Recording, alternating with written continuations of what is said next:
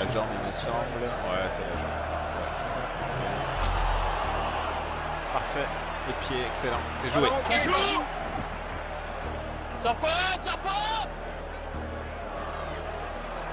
Ok, allez, on va les voir. Ouais, change-moi les caméras parce que j'ai plus de... Oh, on va contrôler, Benoît, on va contrôler.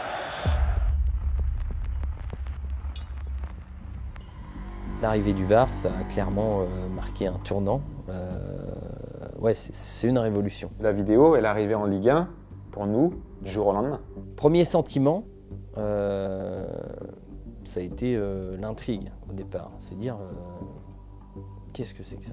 On nous a toujours habitués à prendre nos décisions en notre âme et conscience, à assumer nos décisions, quoi qu'il arrive. Et du jour au lendemain, on peut vous appeler et vous dire top, viens voir au bord du terrain. Je t'invite à revoir les images parce que pour moi, la décision est clairement erronée.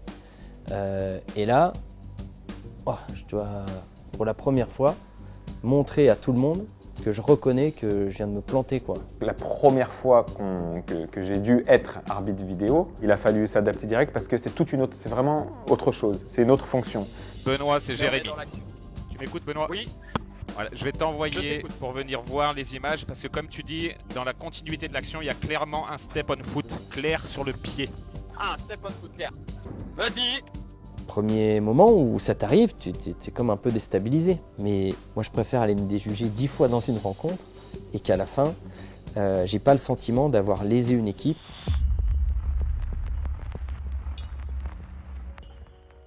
On n'est pas là pour nous, on est là pour le football, on est là pour le spectacle et on est là pour qu'à la fin du match, le résultat soit le plus juste possible.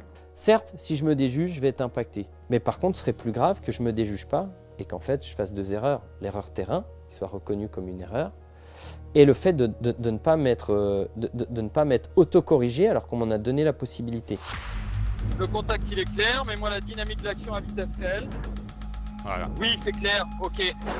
Parfait. Numéro 19. Parfait, on est bien dans une deuxième action pour moi, donc penalty et avertissement numéro 19. Parfait, Benoît. Là, ce qui est bien, c'est que d'un point de vue de la justice sportive, on peut gommer cette erreur tout de suite. Et on gomme beaucoup de nuits blanches grâce à ça. On est là pour vraiment être l'aide de l'arbitre central.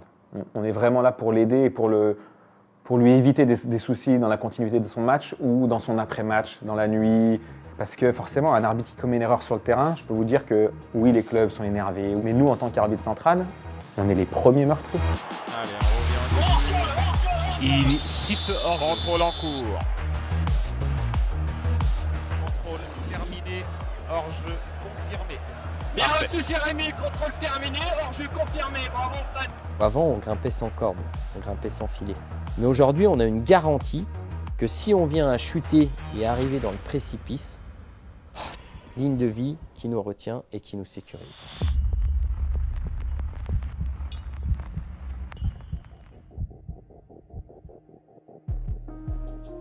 On ressent beaucoup plus de pression en tant qu'arbitre vidéo. Parce que sur le terrain, on prend nos décisions et si on se trompe au jour d'aujourd'hui, on a la chance de se dire « Ah, mais derrière moi, il y a quelqu'un qui va venir me sauver ». En tant qu'arbitre vidéo, il n'y a plus de roue de secours. On est la dernière roue du carrosse et on doit décider en 3, 4 secondes. Et c'est pas simple. Parfait. Ouais, comme ça, Ok, des zooms. Alors, on attend. Des Ce zooms. sera ici, monsieur Aguirre. Parfait. Si, alors, C'est je sais parfait, ici. on envoie ça, on valide. On envoie ça. Contrôle Allez, ok. terminé.